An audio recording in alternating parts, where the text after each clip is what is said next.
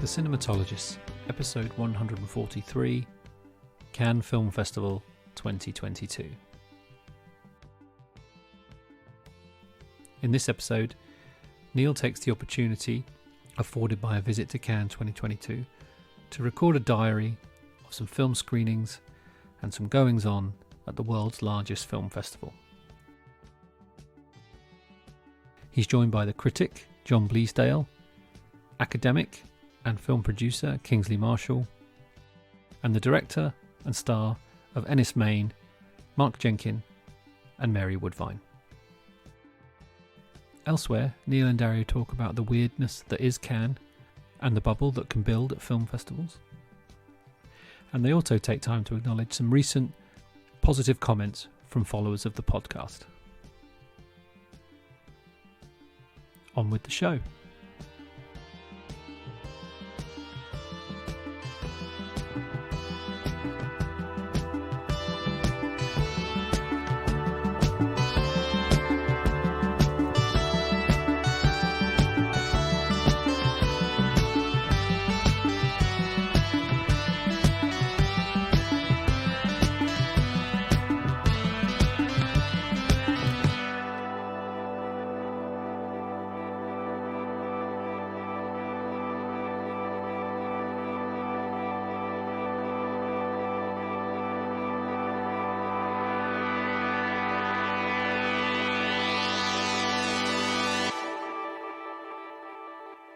Welcome to the Cinematologist podcast. I'm Dario Linares, and with me, of course, back from his Cannes jaunt is, of course, the fantastic Neil Fox. How you doing, Neil? I'm very well. It's lovely to be back in England and talking to you about movies. And I'm not even just saying that. It's genuinely true. It's funny, isn't it? Because it's like, I mean, you know, you hear that there are sort of the privileged reaction to Cannes where people are moaning about it. It's like, oh God, got to go to Cannes. You know, there are certain film critics that like see it as a chore, but you know, you've got to kind of embrace it. It's like, you know, Berlin and, you know, some of the other places that we've been. You've got to get into the spirit of what it is. And did you find yourself, you know, I don't know, dandying up and down the Croisette in your suit with a, you know, with a scarf on or something like that? Well, it wasn't scarf weather, that's for sure. Right. But everything, I was dandying Yes. around. Yeah, I think that's right. It's what's strange about it is that it is a bubble, you know. Yeah. So I think a lot of the problem is that social media is there, you know, and people just sort of fire stuff out. But the reality is, they actually make it really hard to see stuff, particularly if you're a critic, I think. And it's busy, you know, like. What's really surprised me was how much of it is an audience festival, because I assumed it was just industry. But France being France and being, you know, La Cinephilia Centrale, Indeed. People come from all over and they want to see films, you know, so there's a huge audience presence. So it's so busy and it's absolutely rammed. And I found that really exciting, but that was largely because my responsibility there was I wasn't on deadline, you know, and although I was there with a film, I wasn't the director of that film, you know, so I wasn't in press all the time. So I was able to just really enjoy it, and I sort of tried to make the most of that by seeing some films and having a swim and trying to get into beach parties, which was successful a couple of times. So that was nice. Yeah, so what's your... I mean, you say that you were there with the film, just so the audience knows, you're kind of connected to Mark Jenkin's new film, Enys Men. So what's your sort of link to that? Tenuous. No. Reflected glory. Tenuous. Yeah, that's what I said. That's what I did say. I was there just basking in his glow. No, I'm an associate producer on the film, and I lead the Sound Image Cinema Lab, which is sort of the university's production and research and teaching arm for film. And we were a production partner on the film, an equity partner. So basically I was there to talk about what that is and how it works, and how we work with Mark and Denzel in Cornwall to facilitate the kind of films that Mark wants to make. It was the first time we'd really been at that scale, and that was largely because of Bait. Bait sort of allowed us to formalise so much of the stuff we've been doing for years, like Wilderness and other films we've talked about on the podcast. So, yeah, I was there in an official capacity, but you know, Cannes being Cannes, it's an auteurist festival, so all the focus was on Mark, and to a degree Mary Woodvine, the lead actress, because she's pretty much the only character in the film for huge swathes of it. So yeah, it was nice to sort of go and represent the university and represent the film and represent sort of Cornish filmmaking, which was really nice. Awesome. And it's really because of Bait, in probably largely, but you have had Wilderness Out and other production short films and what have you. The lab has really become a thing, really. I mean, that's a terrible way to put it, but it's like, it's known now, and there's that sense of that there are films coming out of there, and that's quite, I don't think you should sort of undersell, not that you do, how important that is, especially in terms of the idea that it does sort of provide a testing ground for new talent when it comes to working with the students, but also that, for want of a better word, proper films come out. Yeah, no, absolutely. I think, and I appreciate that, because I think that, sometimes I can be a little bit, I can undersell it, and I think that, Bait exploded what we were doing. We were kind of on a trajectory, and we'd been involved with Mark's films sort of dating back to 2011 in the school, but then sort of Bronco's House and Bait, we were sort of more involved than previously, and that was around the time of Wilderness and Claire Oakley's Makeup.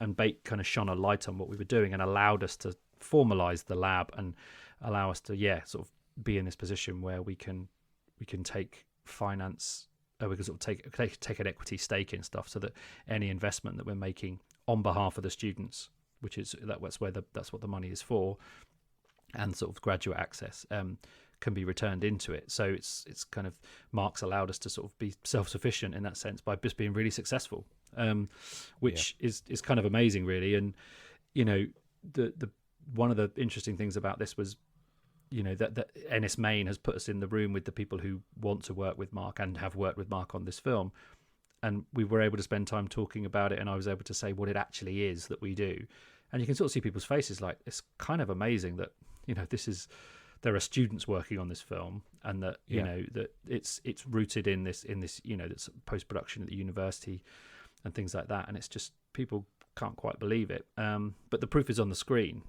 and it has shone a light on other stuff, so we're able to promote other films like Brett Harvey's Long Way Back, as a lab project, and like you say, people starting to know this name and sort of see it on the start of films, and they're not student films, and that's no disrespect to student films, but that's not the purpose of the project at all, so that's really exciting. Great. So this episode is, not similar to your episode around the Bill Douglas Museum, but it is a Neil on tour episode, for want of a better word, and it's always good fun when we do these festival episodes. I mean, obviously the Berlin ones that we do or have done in the past have had this kind of flavour of dropping in and out, shorter interviews and having little chats here and there. So this is in that ilk, or of that ilk, should I say. So who can we expect to hear talking to you? So talking to me in this episode are John Bleasdale, the Writers on Film host and film critic, who's covering Cannes for a variety of outlets, including Sight and Sound, and Mark Jenkin and Mary Woodvine.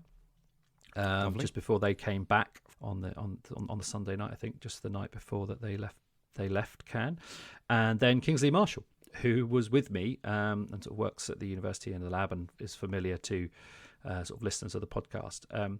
It was weird. I tried to meet other people, and it was weird because before I went, I had a list of about sort of 5 or 6 people who said that, sort of critics who said that they'd be happy to meet up, and then sort of trying to contact them over the course of being there, it didn't quite work out a couple of times, and I just got to the point I thought, they really don't want me to ask, we'll probably talk about this at the end, but critics seemed really harried, not having the best time. That's interesting.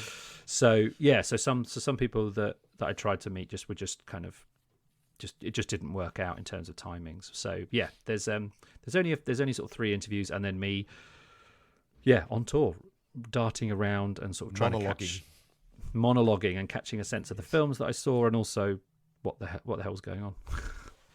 Awesome. Yeah, we'll get into that shortly. But just quickly, a shout out to a follower on social media on Twitter called Chintan Nanavanti. And just to say thank you to them for their comment on Twitter and their praise of the podcast and their support. We really appreciated what you said. They kind of summed up what we think the podcast is, or what we'd like it to be at its best. And, without any kind of solicitation at all, just sort of captured what we try to do in the sort of film podcast space, sometimes more successfully than others, in our own sort of self-depreciative attitude, hopefully.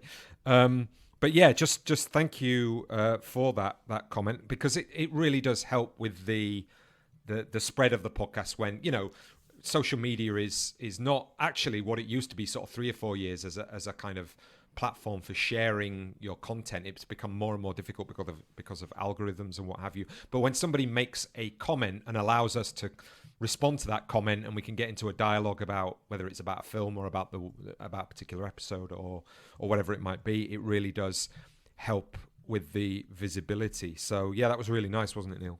Yeah, it was really lovely. And again, it's so nice when listeners respond to the podcast, in the way we see it, which sounds a bit odd, really, but like we're trying to do something that's sort of specific to us and what we like and what we want to do and how we like to talk about film and how we like to sort of present things. So when people kind of get that, and I think you said thanks for getting it, which I think is really nice. It's always nice to get positive feedback, but when people sort of understand what we're trying to do, it is really rewarding. Great. And also, just another sort of nice response was from Suzanne Ferris about the Sofia Coppola episode, who sort of really enjoyed that and sent us a lovely message via the website about it. And I think Suzanne's got a book coming out about Coppola soon, so we'll sort of flag that up when it comes out. And also should note a quick apology. I did forget that when I mentioned that Melody Bridges had been on the podcast to talk about Coppola before, I didn't mention that Anna Bachman-Rogers had been on as well, and obviously she came on to talk about Coppola in the past as well. So apologies to Anna for missing her. It was not an intentional mistake, but yeah, we've had some really great people on talking about Coppola in a variety of ways, and I'm sort of glad that Suzanne, who's also kind of in this area, enjoyed what the episode that we put out, and I look forward to that book. Great. So let's get into it. This is Neil doing the Cannes tour. Please enjoy.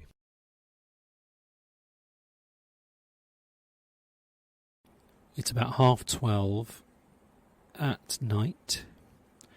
I have just unpacked in my apartment in Cannes, and I should have been here about 8 or 9 hours ago, but a combination of not travelling for a couple of years and just general, I guess, nerves or anxiety, or let's just call it what it is, plain stupidity, meant I missed my connecting flight at Gatwick.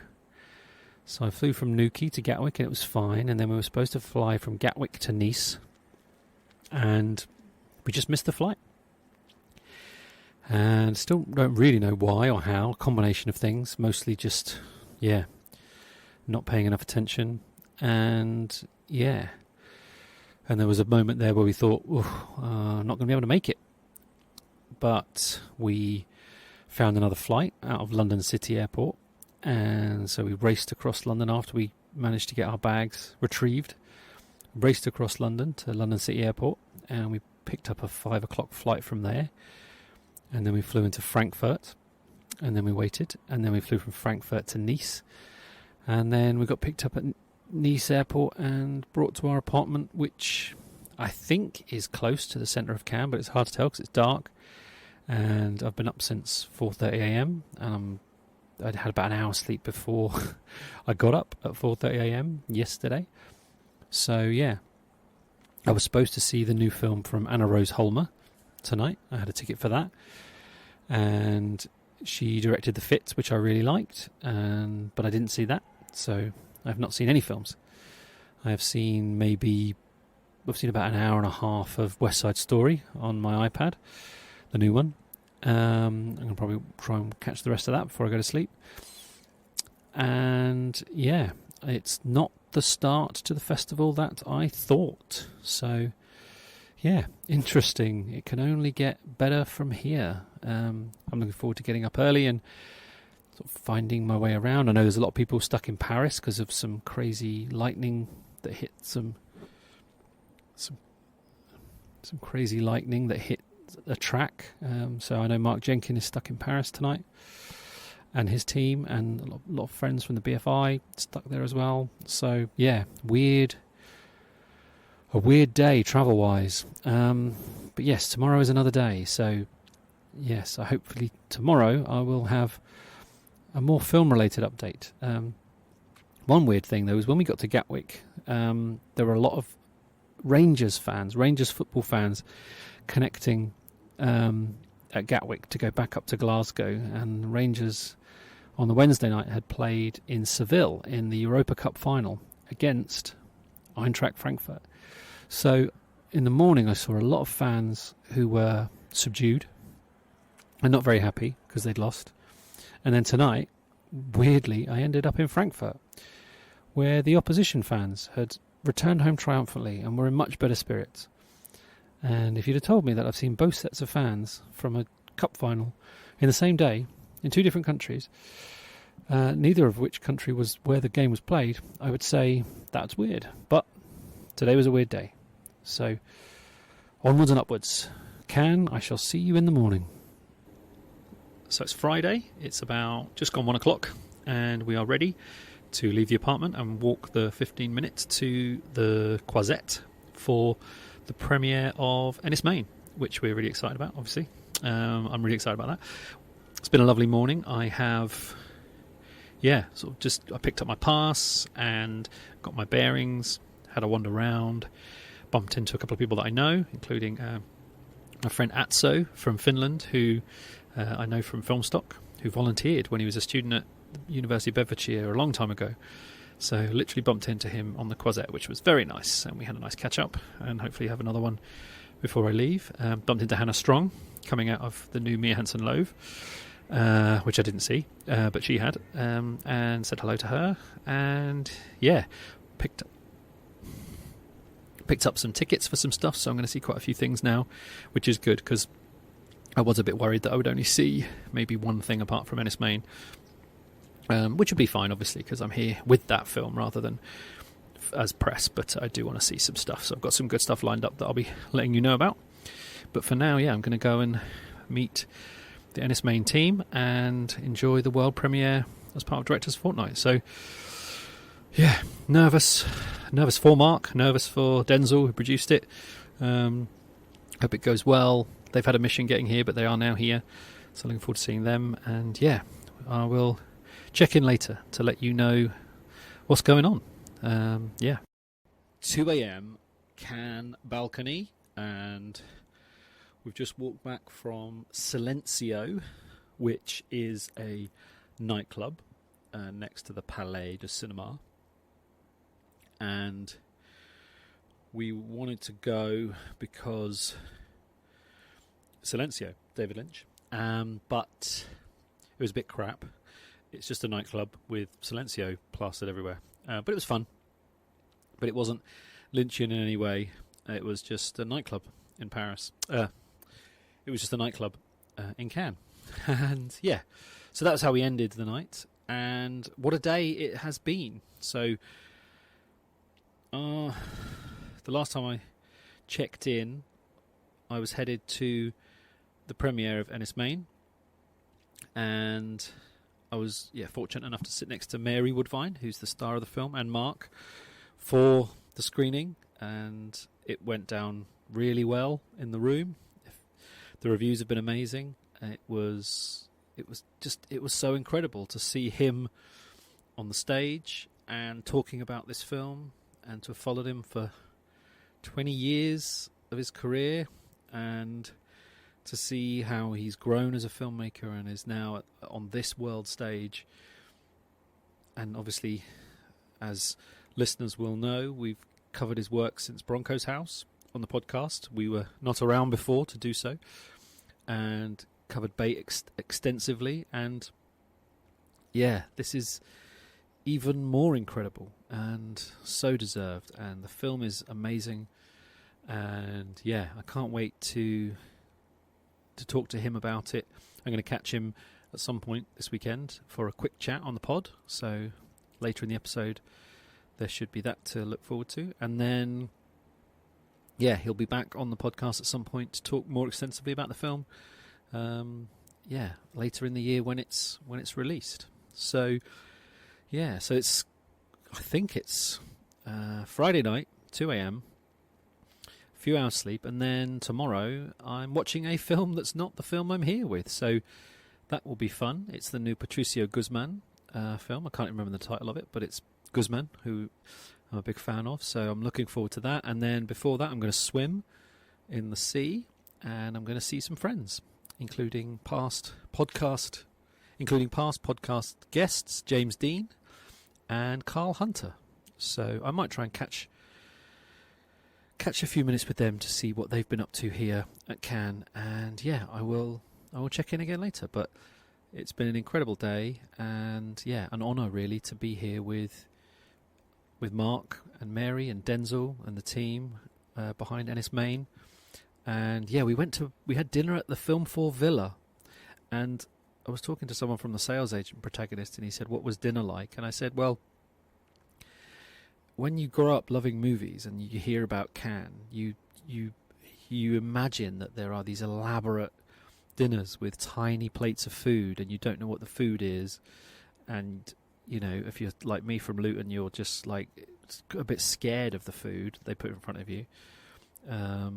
And it's in this kind of opulent villa run by a film company for 2 weeks who've taken it over at the biggest film festival in the world, and you kind of waited on hand and foot. And yeah, that's what it was like. So it was weird, you know, and it was strange, and I never thought I would ever be at this festival in any capacity. And yet here I am with a good friend, many good friends actually, enjoying the work of an incredible filmmaker and having ridiculous tiny food that I don't know what it is. So that happened. So that was a Cannes memory that will be there forever.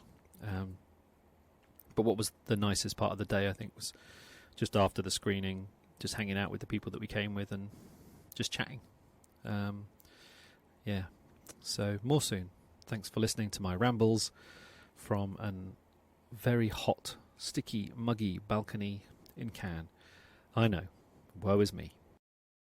Back at the apartment after breakfast with James Dean. So long time listeners of the podcast will know James Dean from the Tony Manero episode, where Dario picked the screening of Tony Manero, the Pablo Larraín film, and James Dean was down at Falmouth giving a guest lecture. So I roped him into joining me on stage for a conversation. And yeah, very fond memories of having that film introduced to me via the podcast. And yeah, if you can track the episode down, it's very early. It's a fun one as me and James wrestle with what we've just seen, which is quite bizarre. I did not talk to James for the pod. We just had breakfast, and then I was going to bring the recorder out and try and get a few minutes.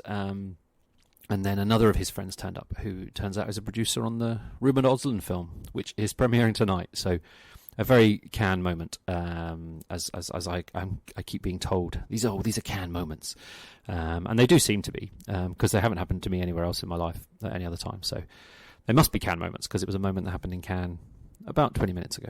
So I did not pull it out of the bag and ask for some tape. So I'm a bad podcaster in that sense. But yes, I am off to have a swim. I'm going to catch up with John Bleasdale of the Writers on Film podcast, and hopefully the tape recorder will make its way out of the bag then. And then I'm going to go for a swim. And yeah, and I've just picked up a ticket for the Mia Hansen Løve film tonight at 10:45. So I'm very excited about that. And yeah, I'm looking forward to that. Yeah, so 2 films today. and I'll be talking about something else other than me enjoying the sun in Cannes, which I know everyone is desperate to hear to stop me prattling on. It is a French word. Are you recording? I am recording now, but okay. I will edit, so it's fine. No, leave it raw, man. Leave it raw, like your steak that you just had for lunch. Very nice steak tartare. So hello, John. Hello, Neil. Thanks for spending lunch with me. It was really nice to see you in real life. It was great. So we worked out this is your 10th Cannes? I'm not sure if it's a 10th or 9th in 10 years. Moonrise Kingdom was the first film I ever saw at Cannes. Wes Anderson, and that was, I think, 10 years ago, so that's how I've worked it out. Yeah, wow. What do you like about Cannes? I love that it's a film festival that really mixes the worlds of cinema. So you have the business, you have the commercial, you have the selling, you have the creatives, you have the people who actually make the films here, drumming up money for the next projects or just exhibiting what they've just done. And then you have the critics, you have people like me, sitting back and in the space of 2 hours pronouncing on what has taken several years for everyone else to make. And it's great. And you also have the audiences. You have genuine fans, genuine cinephiles. It's a great culture, and it doesn't hurt that it's on the Côte d'Azur in May. No, that's true. And I've actually been really surprised by the amount of general cinephile audiences that seem to be going to things. Like it feels like more of an audience festival than I was led to believe, that it was this big industry thing, which it is, but it's also just people watching movies. Absolutely. You always see the old couples who come along and have their cinephile badges, their cineast badges. Yeah. And you'll have, every now and again, there'll be like a group that's obviously coming from schools, and they're going in and seeing some of these movies as well and responding to them, and they're seeing stuff that is coming from all over the place. So in that sense, it's a real meeting up of different sections of society and different parts of the world in a way that I think is, especially in a time like this, absolutely stupendous. Yeah. And how do you find the kind of the critic life? Because obviously it's like watch a film, file a film, it's a woe is me thing, like you say, we're in this beautiful place. But there is a kind of tension to getting the words out when you've seen a film. Like, is that something that you struggle with or, enjoy in any way?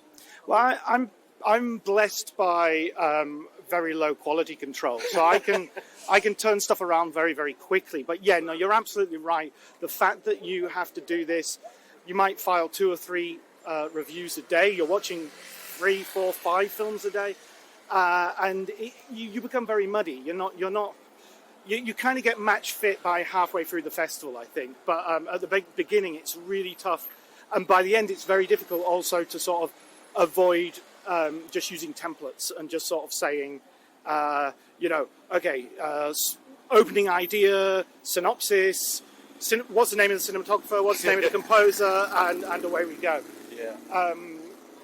I resolve this usually by cutting and pasting most of everything I write from Hollywood Reporter and just mixing the words around so they can't recognise it.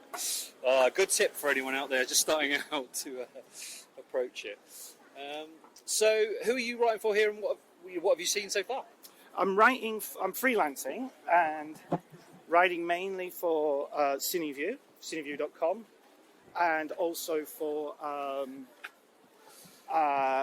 Sight and Sound. I've done a couple of reviews for them already that should be up on the site. And what have I seen so far? Well, I saw a lot of the early films were very freestyle-y, if you like. Yep. Coupé, the French remake of One Cut of the Dead, which was okay if you haven't seen the original, but if you've seen the original, you really don't need to bother. Tchaikovsky's Wife, which is again freestyle, really interesting bits, but a film that bizarrely dispenses with the music of Tchaikovsky when it's a film that's centered on the Russian composer. And I don't know if that's an attempt to avoid cliche, but it feels like me. I can hear a baby being thrown out with the bathwater at that point. More positively, I've seen Corsage, which was a really good sort of kind of one of this new genre of films where we take a female royal figure like Diana in Spencer and we make them into a sort of countercultural figure of sort of feminist resistance and female identity. It's utter bullshit, obviously, but it's kind of fun, you know. And Vicky Creeps, or Cripes, Creeps, I would say. Yeah. Okay, is superb in it. She's absolutely wonderful. I love her. I love her anyway. And in this, she rules the film as effectively as Sisi ruled the Austrian-Hungarian Empire. Yeah. Fab. Well, really lovely to catch up with you, and thanks for joining us on the pod. No, it's brilliant. Thank you, Neil. Patricio Guzmán just makes the most beautiful films. I just love his work so much. His latest, which is My Imaginary Country, looks at the 2019 youth rebellion in Chile and the subsequent rewriting of the constitution.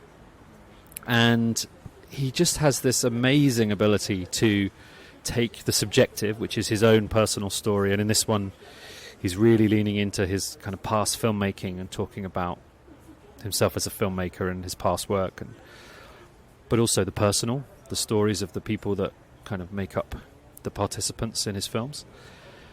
The national, the story of Chile, and then the universal in many respects in terms of the pearl button and nostalgia for the light, but just this kind of sense that there are fundamental things at play in humanity and human existence all over the world.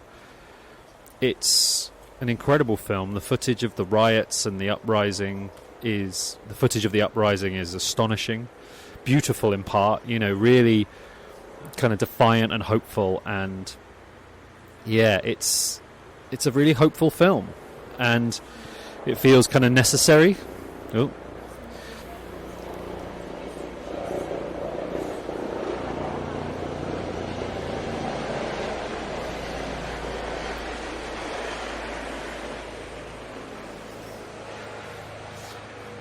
So I'm opposite the helicopter airfield, where obviously they take people to the Croisette, maybe. I don't know.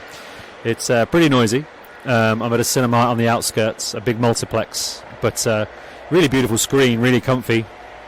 And I'm so glad that I've seen another of his films at a festival on the big screen. He's such an incredible filmmaker who I really admire. What's beautiful about this is it's a story about women, and it's only women interviewed in the film, and it doesn't feel tokenistic women have always been a part of his cinema, certainly in the last few films, but this feels right and proper without being in any way sort of box ticking. It's really beautiful, and the stories are beautiful. And just the construction of it, the way he weaves in these little motifs and ideas is just... He makes these really beautiful works about really harrowing and difficult subjects, and his latest one is no exception. I loved it. And now I'm going to try and get a car back to the centre. On the way up here, I got an Uber, and my Uber driver was here with he runs a bodyguard company, and he's got 5 members of staff who are all bodyguards, and they're all off bodyguarding, and he was Uber driving to make some more money, and he's obviously making a fortune. But that was cool. But the coolest thing was that he was he plays for Saint-Etienne football team in the B team as well, in the sort of the reserves, which was just wonderful. So hopefully I'll have an interesting anecdote from my journey back into the centre of Cannes. Earlier on we heard from John Bleasdale. Thank you again, John, for chatting to me as we wandered from lunch to the Palais.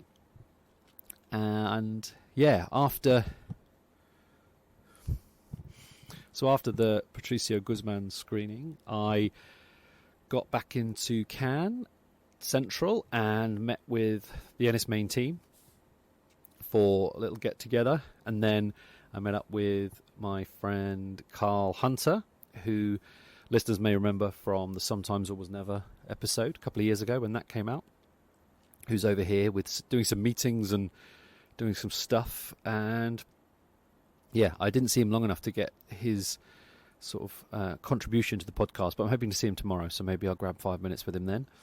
And then I went to a very weird party, which was not my scene at all, and I keep saying that, it sounds so pretentious, but it is true. Like, just really everything that's wrong with the film industry in this room, really, for me, and I just hated it. But the view was incredible from the terrace of this hotel, so, you know, that was really lovely. And then we, sort of had a bite to eat, and then we caught the Mia Hansen-Løve's new film. I think it's Løve, because it's got the strike through the O, but maybe it's Løve. She's French. I sort of pronounce it like it's Danish or something, but Mia Hansen-Løve, her new film, One Fine Morning, Un Beau Matin, was, wonderful. Loved it. Absolutely. I mean, I love her work anyway, and this felt like a kind of a return to the tonal territory of things to come and the films before that, except Eden, which is my favourite and sort of very much an outlier.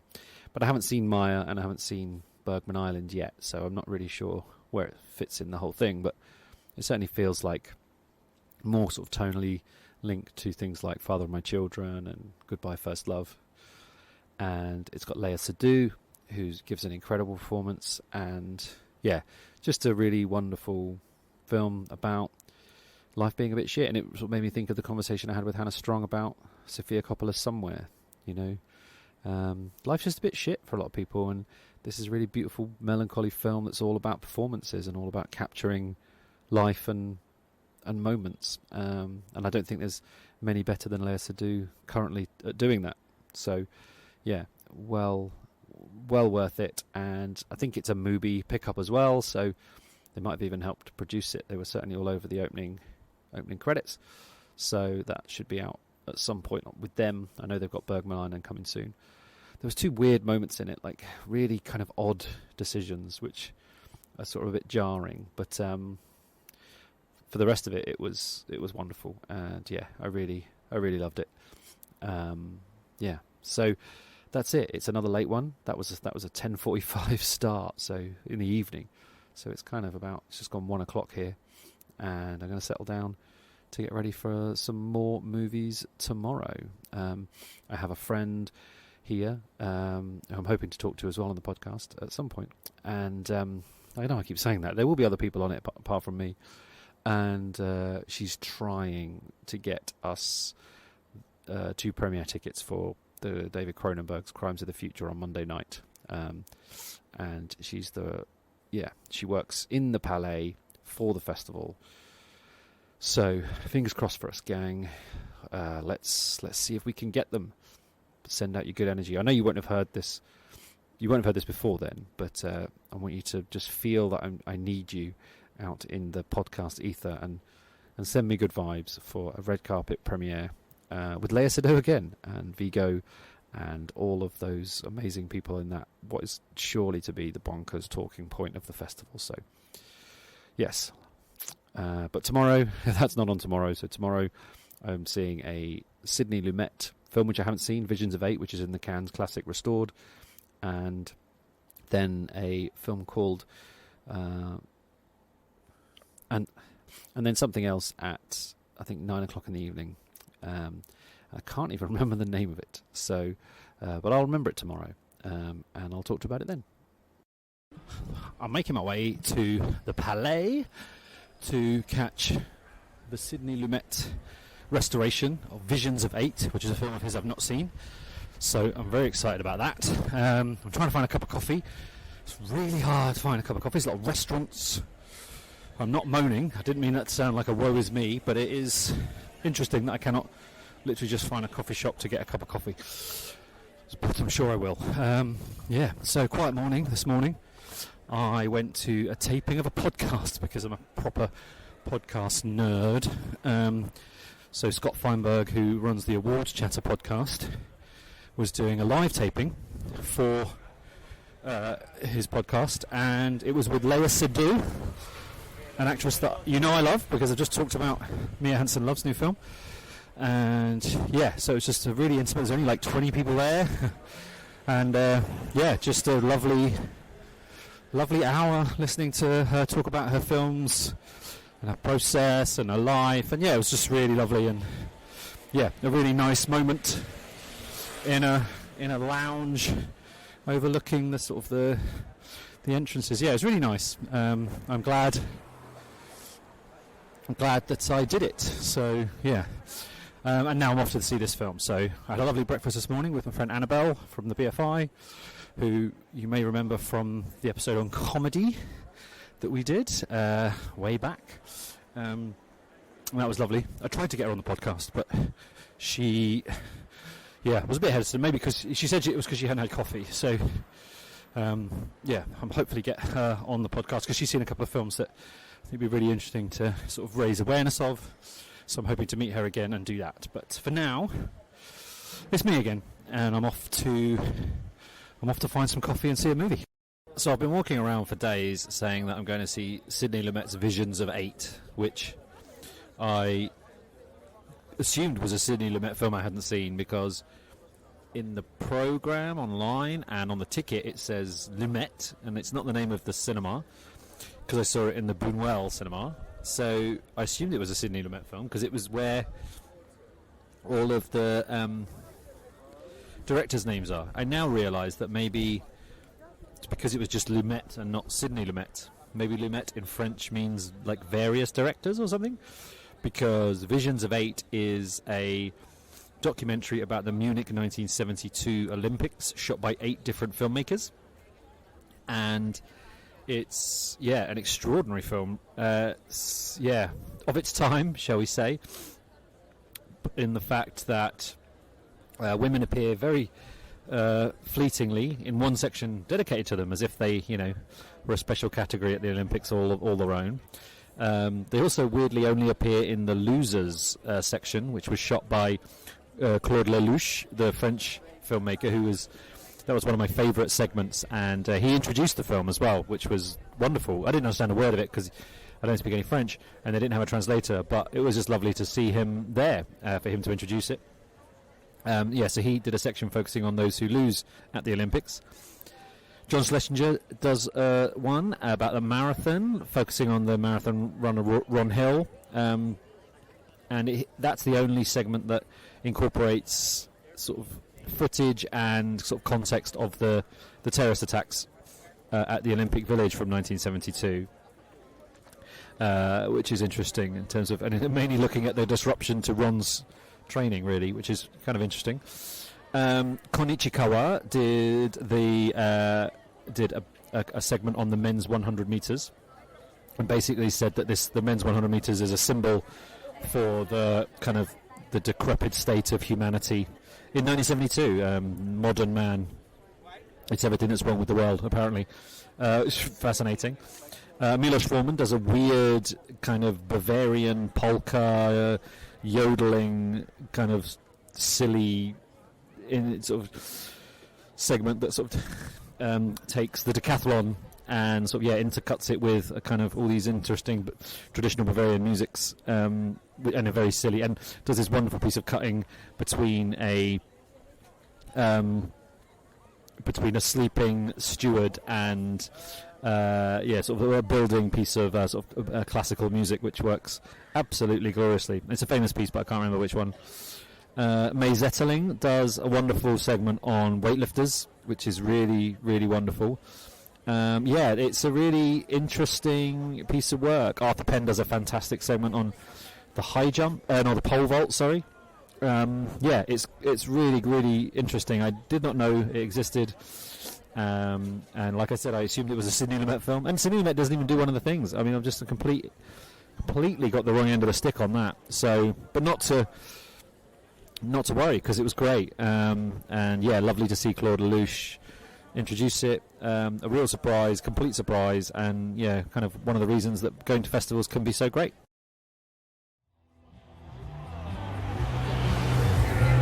Man's a lovely dancer. Huh? Man's a great dancer. Amanda? Yeah. Cool. All right, first say hello to Dario. Hello, Dario. Are you in Bruges? I think he still is in Bruges, Are you drinking beer? Yeah, I'm having a lovely time. We're having a lovely time too, Dario. We miss you very much. We've added in all the sound effects of the sea and disco music. I'm just going to go for paddle. Lovely.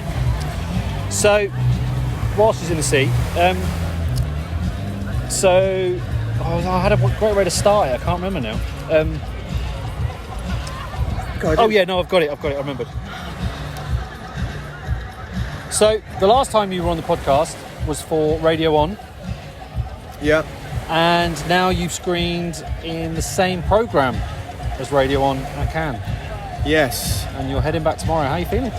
Well, the Radio 1 thing's funny because I was asked to write a short statement about what it meant to be in Directors Fortnight before Directors Fortnight happened, so a couple of weeks ago. And I said a sentence like, it's a real honour it would be a real honour to premiere the film here, considering the filmmakers, how many filmmaking heroes had premiered their work here before. And then I did a bit of research, and I said, for example, and then listed a few, and the list got longer and longer and longer. So this sort of press statement became just basically a list of filmmakers who I liked. But as part of that research, I found out that Radio 1 premiered here, which I'd never realised that he'd been here and done that. So that was the final. That was the circle complete. Name in the coffin. That made it made sense then. Yeah. But yeah, just amazing. We sort of stood on the beach looking over at the towards the theatre where the film premiered on Friday. It's underground, so I can't actually see it, but we can sense it from here. It seems like we've been here weeks, and we've only been here about 2.5 days. And again, it's like one of those festivals, like what happened in Berlin in 2019. It feels like things have sort of significantly changed again a bit, you know? Yeah, for sure. Yeah. Can I just say that we're quite good at the subterranean anyway? The cinema was subterranean, the film is subterranean. Yeah.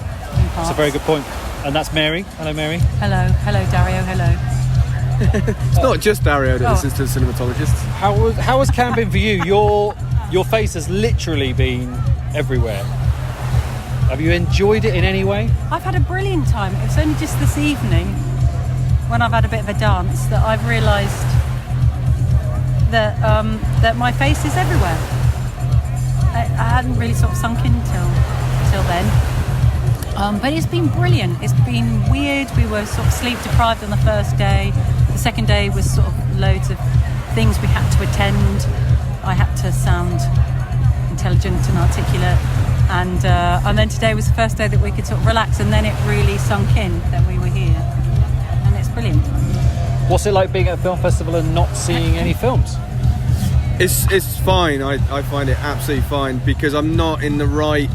I haven't got the concentration span to sit and watch a film, and I don't think I've even got the concentration span to read the programme and decide to go and see something and then be able to get there under my own steam. Because the thing with being here that's brilliant if you've got a film is you don't have to think about anything. You've got people who take care of you every single second of the day. So we haven't spent any money. No. We haven't... I had to buy some milk in the hotel to make myself a cup of tea. Yeah, that's true. Claim it back. Yeah.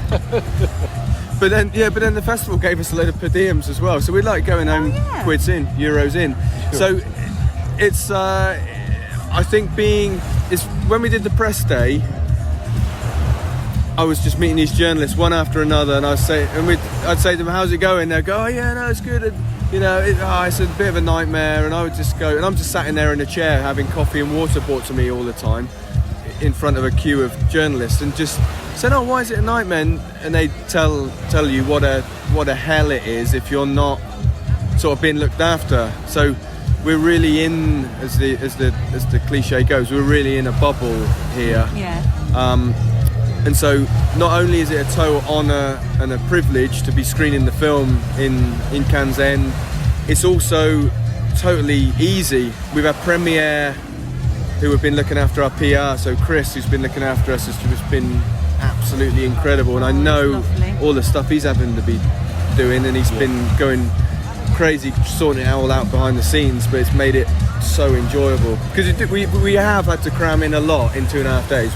We have had to do a lot, and there's a lot more pressure on us this time because when in Berlin with Bait there was no pressure because there was no expectation, but here we've got sales agents, we've got the publicity people, we've got both UK and US distributors who are both here and they were announced in the run-up to the festival, so it's been a crescendo of things. And much I'd like to have said no to some of the press in terms of the time it took and have a bit more time off to sit on the beach, it's what you've got to do in return for everything that they're doing for the film and doing for us.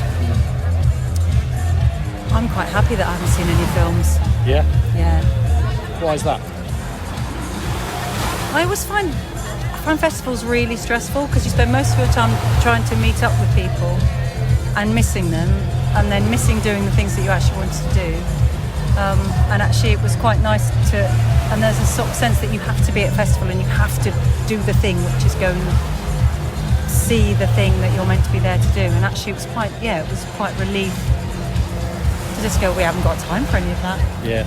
I think at other smaller festivals what I found was that most nights you'd have a dinner or a lunch with all the other filmmakers, so you'd meet them and then you'd chat about films, and then you would agree sort of to go and see each other's films with each other.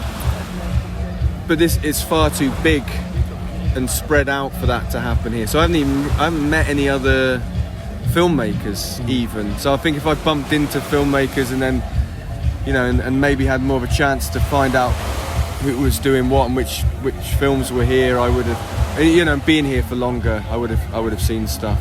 But can I say that you're talking as someone that went on the festival circuit with Bait, and so your idea is interacting with other directors, and I'm sort of looking at as it from a sort of a punter, a layperson who usually, so we've got, I suppose, because of what you just talked about, meeting people and meeting other directors and having conversations and talking about the same films, as a sort of a layperson or somebody who generally just haven't done the festival circuit, I think it's a very different thing.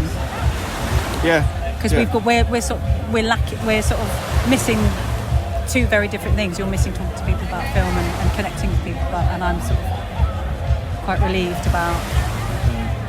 Also in festivals I've been to with Bait, I was often on my own, and so actually going to see a film was a way of, you know, if you're quite introverted and maybe a bit shy, going to a film was a good way of, you know, if there was some sort of get together that I didn't quite have the energy to do, I'd go and watch a film. And also, as a non-drinker, quite often I'd duck out of the evening do's quite early and go and watch a film, and end up going and watching a late night film with a load of other introverted teetotalers. But because I'm here and we've got a bit of an entourage with us, then we're not, you know, I'm not doing that. I'm just ultimately hanging out with friends. It's been brilliant, hasn't it? On the beach, you know. And we're not stuck in the middle of a city. Yeah.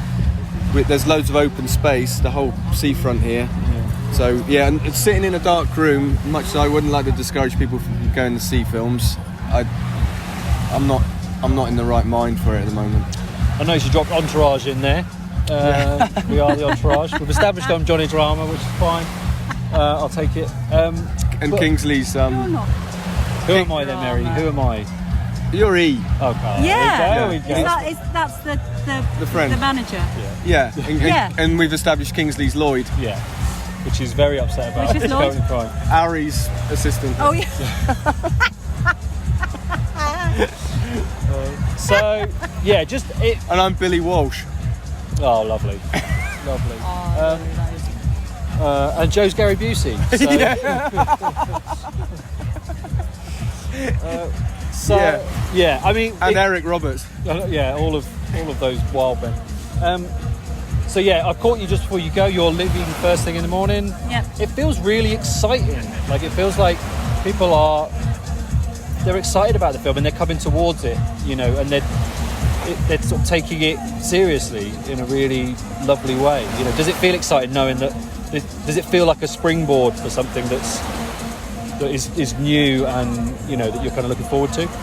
Yeah, it's difficult because here in this context, in this reality, it feels great and it feels appropriate, and everybody's here and everybody's talking about films, and everybody's talking about films that might be difficult and challenging, which I think our film falls into that category. It would be interesting to see what happens and how they market the film, how it's rolled out, what kind of release it has, where it gets released first, what are the festivals it's going to premiere in. it's a barrage of conversations that we're having here at the moment about what's going to happen with the film, and in this environment that seems totally normal. Yeah. It will seem more like there's something happening once we're back to our normal lives and we're back in Cornwall, and I'm taking calls and getting emails about where we've got to go and where it's going to be released first and stuff. And it'd be like Berlin, it'll be on the train on the way home where we'll sit there and go, right, well, that was good. Now what's now we've got to look forward to what comes after that, because who's making the tea? Yeah. Very important. Yeah. And is there enough cat food when we get home? Yeah. Things like that. And is Isaac going to put milk in the fridge? Once you get back to reality, then what's happened here will become weirder, more significant, and I think we'll get a sense of how, what's going to happen with the film, how big of a deal it's going to be for us, and what we're doing next. Well, look forward to that. Thanks for spending a few minutes with me on your last night, and have a safe trip home. Pleasure. Thank you, Neil. Thank you, Neil. We're into the evening on the last day that I'm here at the festival, and I'm just leaving my apartment. I'm walking back into the centre of Cannes, so you'll hear a lot of traffic as I go through. It's sort of about 6 o'clock on Monday evening, and I've not checked in for a while. You've just heard from Mary Woodvine and Mark Jenkin, who both should be familiar to listeners of the podcast. Mark certainly, Mary maybe not so much, but certainly will be after Enys Men is released, I'm sure. And they've gone back today, and I've had a really relaxing day. Well, I say relaxing, I watched one film which was completely absorbing and exhilarating and debilitating. It was the new film from Lucien Castaing-Taylor and Véréna Paravel, who are the team behind Leviathan, which I'm a huge fan of, the documentary about the whaling boat made by the Harvard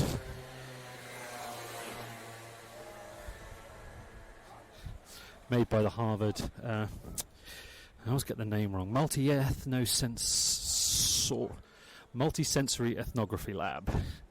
And that lab was the model really and the inspiration for the Sound Image Cinema Lab project that I lead at Falmouth University in my role as an associate professor. And it's a new name for an old practice, and you'll see the name on the front of Enys Men. It's the reason I'm here in Cannes, really, is we're a production partner on the film, and I've been sort of talking to people all weekend really that I've been here about the lab and what we do, and it's been a really interesting time to be here with the film and to talk about what the lab is and how it interacts with Mark's work and how it works as a teaching project, as a research project, and a kind of core part of the Cornish film landscape. So that's been really nice, and I've just had a meeting earlier with the lead curator of contemporary narrative and feature films at the BFI archive, which is Caitlin Smith, about Mark's archive and the Sound Image Cinema Lab archive, which includes my own film Wilderness, which I'm delighted to say will be going into the BFI National Archive, which is very nice indeed. It's been a good weekend for the Sound Image Cinema Lab and Cornish film. Beyond Mark's obvious success. But yes, the film I watched earlier was, the new film from Castaing-Taylor and Paravel, and I think, I'm forgetting the name of it and I'm walking, so it's hard to remember. I think it's The Fabric of Human Life. Humani, Fabrica, Corporis. It's something like that. I butchered it horribly, and I apologise. The real title will be in the show notes. But it's a, poetic, abstract, expressionistic, matter-of-fact portrait of life in modern medicine, really. So it's across several hospitals in Paris, and it's intricate surgery and intimate care, and it's these short portraits of different aspects of medical practice. But it's really, if you've seen Leviathan, kind of aesthetically pushing the boundaries of what we know about those things and how we see them. So we go inside a brain for brain surgery, we go inside an eye for eye surgery, no tricks, no CGI, utilising the medical camera equipment on hand, and then just getting as close as is humanly possible, pardon the pun, to the acts of surgery. And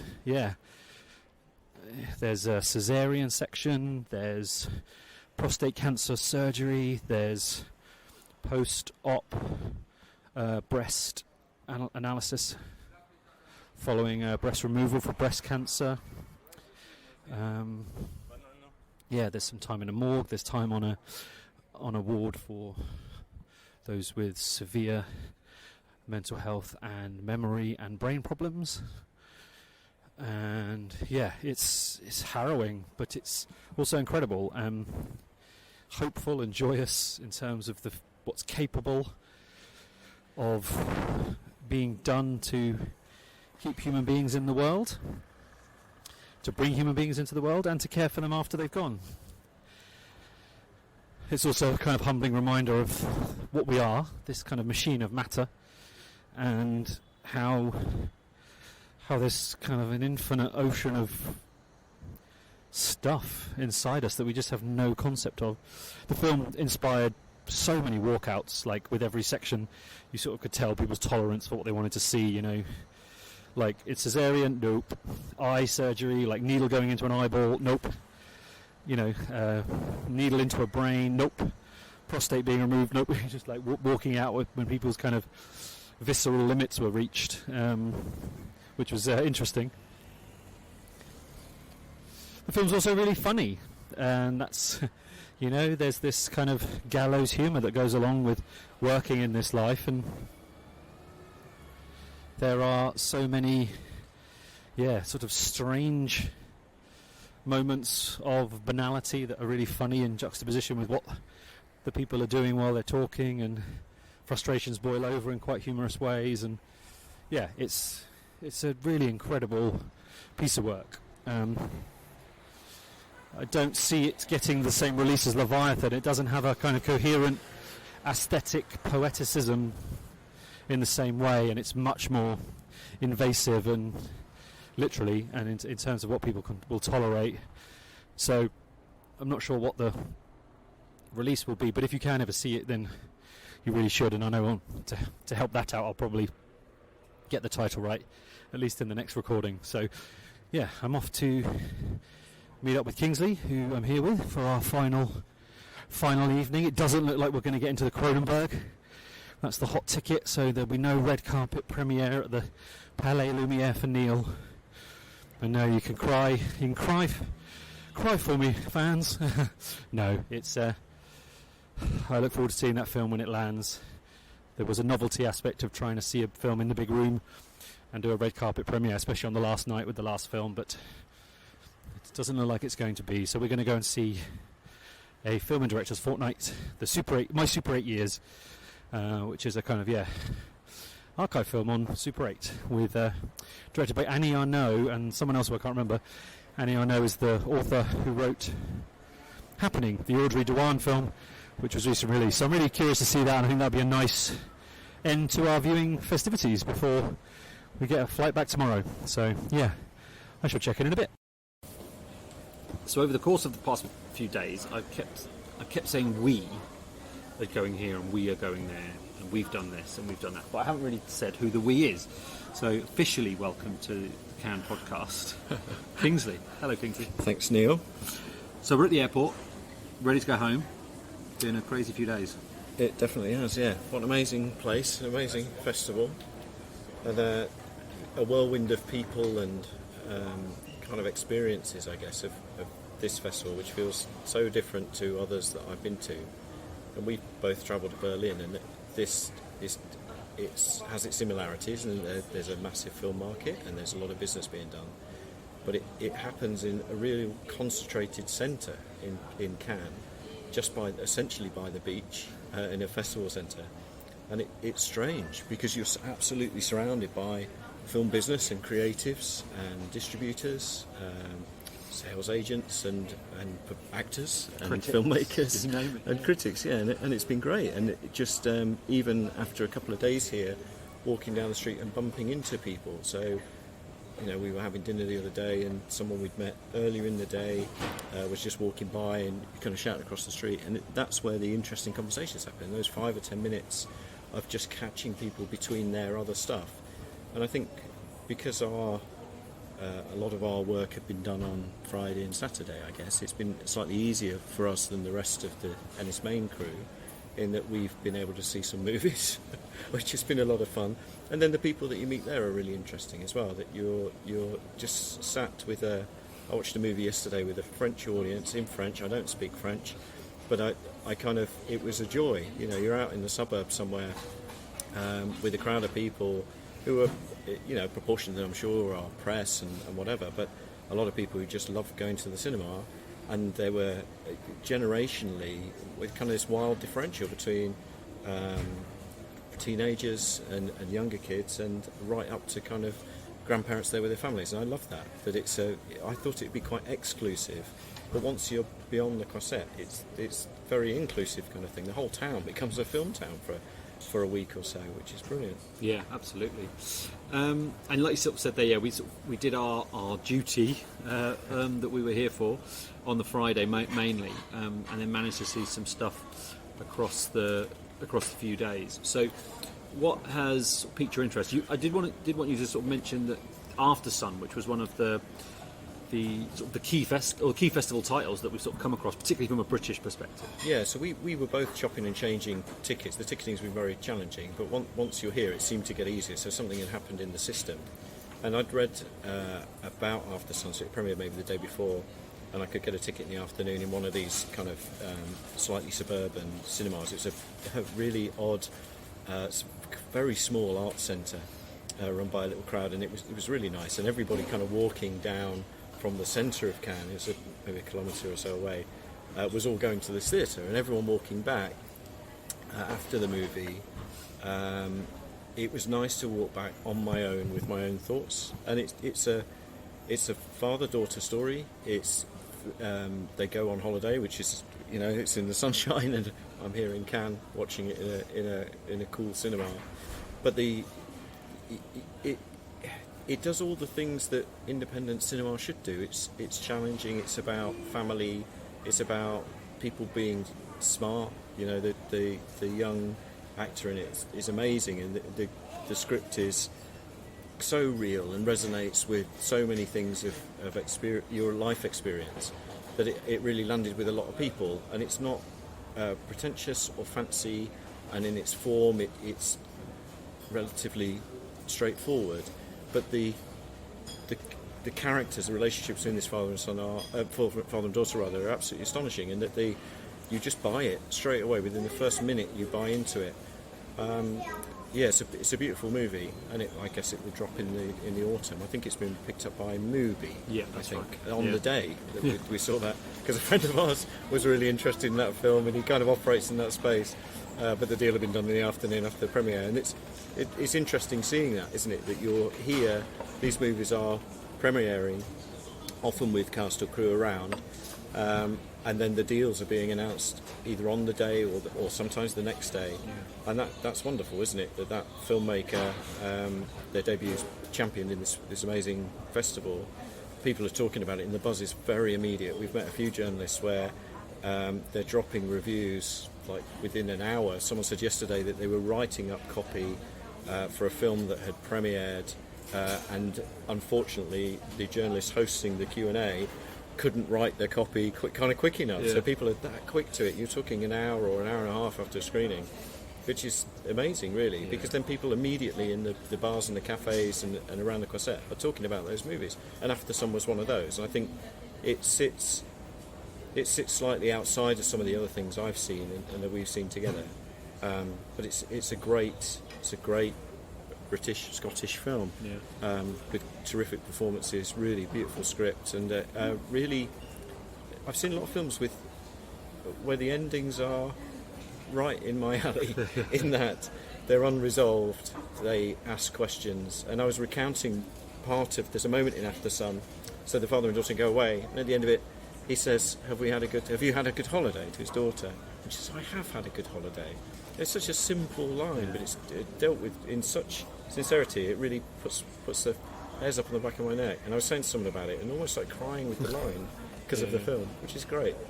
Lovely. Anything else you wanted to mention? I saw Falcon Lake yesterday, the movie in French. We don't need to speak French to watch it or understand subtitles. That's cinema. Again, really, it's a coming-of-age story. It's about two kids in Canada, and there's a few Canadian filmmakers around Canada at the moment. And it just, it landed with me. I thought it was really great, and a movie, felt like a movie of my childhood, like an 80s film about two kids. The adults are totally on the periphery of it, and are really uninteresting. Anyone over, there's a guy who's 19 in the film, or who plays 19, he's uninteresting too, because the story is about this 16-year-old young woman and a slightly younger boy. And they're again at the centre of the story, astonishing performances, amazing direction, and again the story and the location is super indie. A nice ambiguous ending, maybe ambiguous, but that would be another tip for me. But I haven't seen a bad film, which is pretty amazing. Seen 6-7 movies. Started with Enys, obviously, which I love, but other films as well. We saw One Fine Morning together. We did, which was an absolute cracker. I'm sure you've talked about that already. And a couple of other things, a couple of docs. It's been a really great experience. And it's funny reading some of the press because people say, no, this is not a top draw can.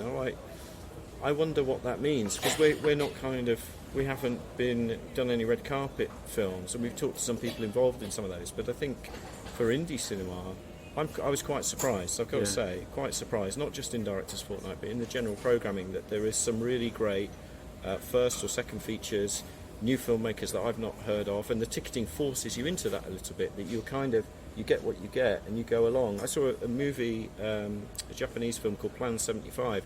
I didn't know a thing about it, but it was the first screening I saw on Saturday morning after the premiere. A really touching movie about assisted dying and about society and young and older people's relationship with one another.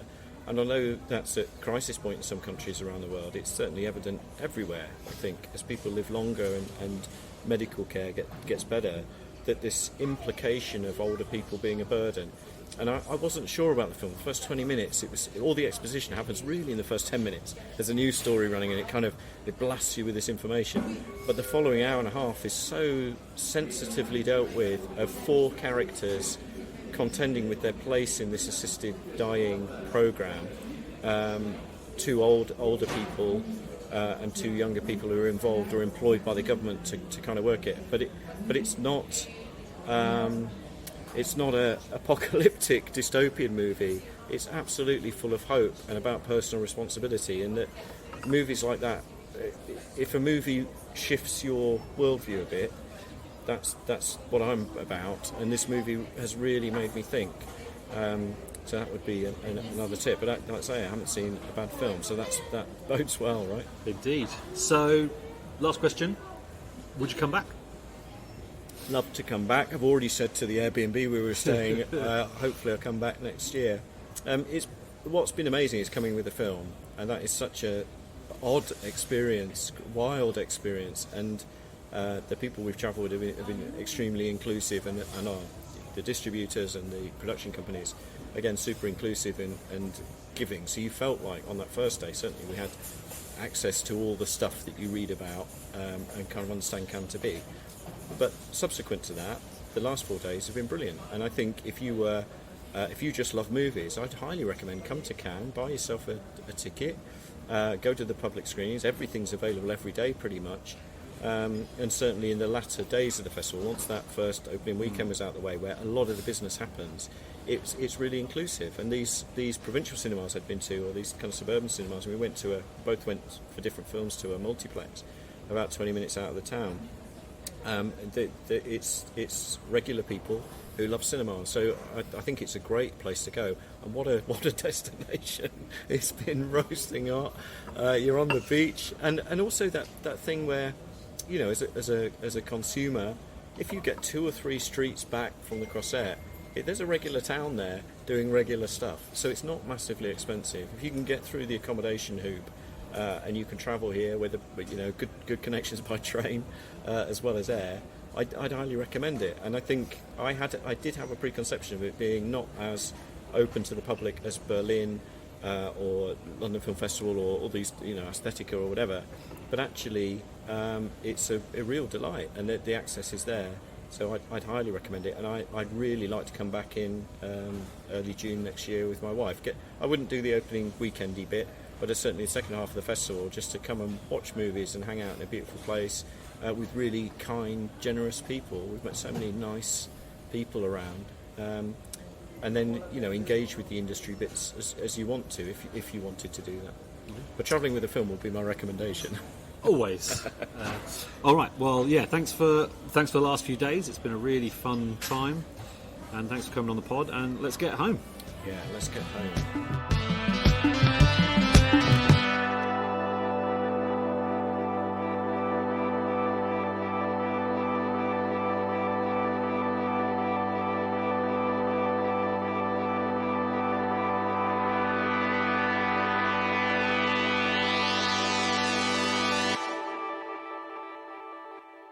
So coming out of that, Neil, maybe you could talk a little bit about, you said there that you thought that a lot of the critics were harried and what have you. And it doesn't seem, I mean, you know, critics are always under the cosh. And when I've been at Berlin, it's always just surprised me how many critics are there kind of on their own dime and, you know, and trying to sort of moot stories to publications that haven't said yes, you know what I mean? And it's all just, it all seems incredibly stressful at Berlin.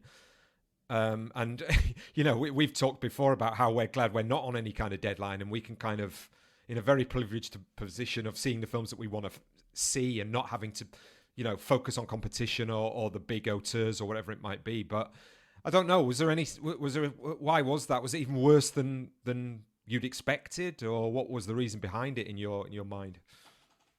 It's weird, isn't it? Because, you know, Cannes, Berlin, Venice, you know, sort of like the big 3 festivals are almost kind of like sort of seen, I mean, program wise Cannes is sort of seen as a part, but they're sort of seen as sort of very quite similar. But Berlin and Cannes are very, very different, you know. Like Berlin is actually much more relaxed, you know, as a festival. Certainly the sense of the importance of everything is kind of more in tune with what it actually is, which is a film festival, you know.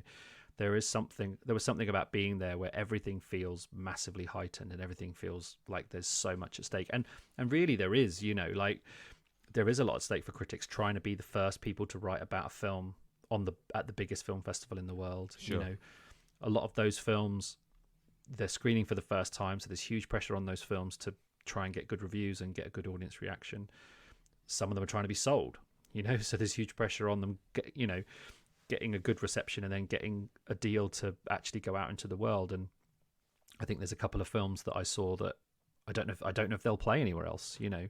They're in the UK, you know, by named filmmakers as well. You know, it's not as simple as like you play at Cannes, you play everywhere else. And that was kind of interesting. So it just felt like a real pressure cooker, you know. And the ticketing is weird, you know. It's kind of like, it feels obstinate, you know, when you kind of look at that Thierry Frémaux interview that never got put out, you know, that Deadline wrote about. I don't know if you saw that, where Deadline sort of wrote an article. No, I didn't see that. Just explain.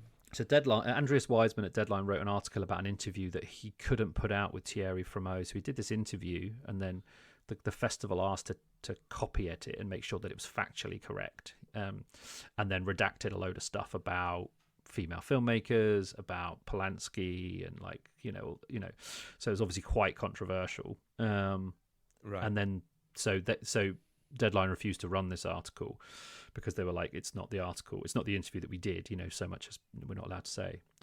Sure. But there's that kind of obstinacy of like, well, we're Cannes, You know, we can do what we want. We'll do what we want. Everyone will still keep coming. Everyone, you know, the market will still be busy. People will still sell films. The critic will still come. Audiences still come. We don't need to do anything. You know, we don't need to make a ticking system that works. We don't need to include people. Right. We can just keep going as we are. And people are going to shout and moan, but they're still going to come. And everyone said it was really quiet compared to normal, but it felt pretty busy to me. So there is this sense of it kind of being an island on its own that, you know, it made it quite voyeuristic, you know, and not in a bad way, but certainly my privileged position was like just observing what was going on and finding some of it really, like, as an independent filmmaker, I'm just like, for what this dinner cost, I could have made a feature film for that. Right. Okay. It's just ridiculous. It is ridiculous, you know, but there's also this weird side where, you know, you do get to see the good people, you know, like kind of like Berlin, you know, you get to meet the people that are trying to do good work at all levels, you know, so good publicists, good curators, good programmers, good people in funding, good, you know, like they're all there, everyone's there, so you kind of have to wade through the madness, but there is good stuff to be found. And, you know, being on a beach with friends on the Croisette, you know, talking about movies, and thanks to Enys Men, a lot of the talk was about movies because it inspires a cinema conversation. Was really nice. So there's this kind of duality which is quite weird, and certainly that's what leaves you tired, I think, is that there's so many headspaces to occupy, which is a privileged thing, but there's a real toll on having to move around and talk to people really quickly, and it's not a woe is me thing at all, but there's a reality, and you can sort of see why critics who are trying to get into a screening, you know, they've sort of maybe pitched somewhere but the pitch is reliant on them getting in, and they don't know if they're going to get in. You know, like, right. Is that because they just have to wait in line until there's space, rather than there is a sort of press number or something like that they can just go straight in, kind of? Yeah, if they don't get in the first allocation, they have to kind of, you know, try, or if they don't get in, then they have to try and find something else, you know, and they're trying to pitch it after they've seen it. And there's so there many isn't the people big press only screenings like there isn't the big press only screenings like there are in Berlin. I mean, sometimes, you know, I've been queuing for quote unquote press screenings, and I thought I'll never get in here, and then you get in easily, and there's loads of space because the cinemas are massive. They don't put those on in Cannes.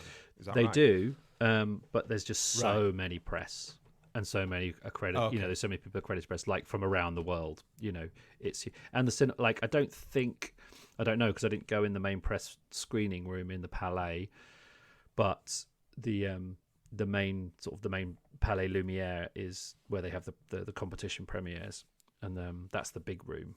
So I'm not sure how big the main press room is, but it's not like the Palast at Berlin, you know, it's thousands of, you know, where you can easily fit everyone who wants to see that film at the first. So, and there's just less pressure as well, I think, at Berlin. I think it's a different kind of program, you know, where, you know, like there is still a pressure on it, but certainly didn't feel as pressured as it did here. So I just kind of left people alone, that I didn't want to reach out and be like, do you still want to meet? Because you could sort of see from their profile that they were trying. And then, you know, seeing a 3-hour film, writing a 500, 600, 800 word review, which might take 2 hours, and then going straight back into another 3-hour film. Like, people just get in this headspace. It is tiring, you know, and it's a headspace thing. If they just want to sort of bed down and then sort of let go at the end of the day, which I completely understand. So it was interesting. But I do thank John for, we had a lovely lunch, and then he did a little chat, which was really nice. And obviously Mark and Mary and Kingsley for, because everyone was a bit wiped out when I spoke to them, for sure. Brilliant. So what was the one film that you wanted to point out? I know you've spoken about a few, but maybe you could just sort of say, to finish off, what was your one takeaway? You think, that is what a cinematologist's audience would want to watch. Oh, that's a good question. I think it's probably split between two. The Mia Hansen Love is wonderful, and I met Jason Wood from the BFI, who's been on the podcast before, and he said, I feel like she's made that film before, and I was like, yeah, she has, but I have no problem with that. You know, it's kind of like, it's very French. It's very, you know, it's very melancholy. Léa Seydoux is wonderful in it. But it's just, you know, another one of those films where you're just like, you're just in good hands, you know? You're just in the hands of someone who knows what they're doing. What's the title of that, sorry? That's called One Fine Morning, Un Beau Matin. Right, okay.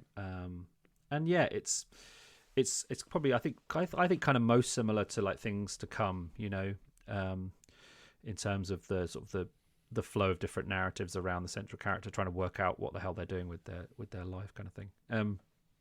And yeah, that was really lovely.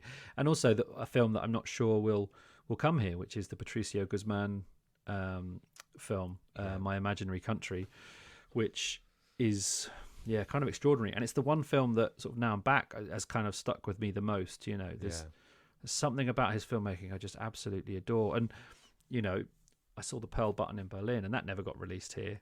So it's and I think it's a film that would be really important for us to see in this country, given that protest has recently been outlawed. You know, that this is a film about a country that has changed in the last couple of years because of youth protest, sustained angry youth protest, and also women, you know, women finally saying enough is enough and sort of downing the tools of the matriarchy until things change. And you know, they've rewritten the country's constitution because of this action, you know, and the second dictatorship in a row is no more. And it's such a beautiful film that feels hopeful despite, you know, these incredibly brutal scenes of uprising. But he just has that way, you know, of just being a really, you know, and I sort of said there that there's so much going on that is just felt, which I loved it, and I really hope it gets some kind of wider release. And also, just to note at the end that I didn't talk about it. I didn't sort of do a recording for it because I saw it very late on our last night, which was the Super 8 Years by Annie Ernaux and her son David. And Annie Ernaux has sort of been in cinema news recently because she wrote the book Happening that Audrey Dewan made the film about abortion in France, and that was a semi-autobiographical story. But this is that after her ex-husband, David's father, died, they went through these old Super 8 films that they'd shot in the mid-70s to early 80s, in sort of a period where her two sons were sort of moving from sort of late childhood into early teenager, but also where she was starting to become a writer. And she sort of narrates this really beautiful poetic remembrance of that time over the top of this incredible footage. And it's just, really interesting, very restrained take on change, you know, how a family changes, how a person changes, and how those kind of really big steps that we make as people, particularly when we're adults, can take years to really unfurl, you know. So it's a series of small things that lead her from being a mother with sort of long writing ambitions into a writer of renown and a mother still, obviously. And it's about an hour, and it's just a really, you know. And I saw 4 of the 6 films I saw were French, and they were very French. Actually, no, sorry. 3 of the 6 films I saw were French, and they were very French, and 4 were on film. So this was another one that was shot on film. So it was nice to spend some time with some films. So I just wanted to mention that because I didn't mention it in the main diary. But a nice way to end the festival screening wise. Nice. Yeah, I really hope I get to see the Guzmán. I mean, I think, you know, from way back at the beginning of the podcast, that was one filmmaker. And I think if we ever did a kind of top 10 of cinematologists' films, you know what I mean, rather than our personal favourites, probably Nostalgia for the Light would be on that list, I would say. For sure, yeah. But yeah, the fact that we don't see more of that filmmaker, or he's not talked about more than he is you know, it's difficult to know why when you consider, you know, we talk a lot about Inarritu or you know, Alfonso Cuarón or Del Toro. You know, I mean, obviously they're making big budget mainstream dramas, but the Guzmán and Pablo Larraín, I think, are our two go-to South American filmmakers, I would say, rather than the other big three. You know what I mean? That's the difference of this podcast for sure. Yeah, we're team Chile, they're team Mexico. Yeah, that's true. But yeah, it's interesting as well, isn't it? Sorry, I just don't want to kind of, organically lump all South American directors into one category, of course. But you know what I mean? It's those two filmmakers. I think the Chilean connection is what we're into. We're all about that. But it's interesting, like you say there, because I think that in an era of kind of subjective documentary, where the filmmaker is much more readily accepting of filmmakers inserting themselves in the story. No one does it better than him, I don't think. He really, there's so much deftness to all the different perspectives on top of his own, which I think is remarkable. So, yeah, he's definitely someone who should be talked about more in a variety of ways, for sure. Brilliant. Well, congratulations on that, Neil. Well done for getting around Cannes and surviving the experience. I got my badge. Great I work survived Cannes. Indeed. Put it on the T-shirt. So we have got a bonus upcoming, but it's not me and Neil. I'm actually going to have a drink and watch a film with Mary Wild from Projections Podcast this weekend. So a bonus hopefully will come out of that. And we'll tell you what film we're going to see when we record it.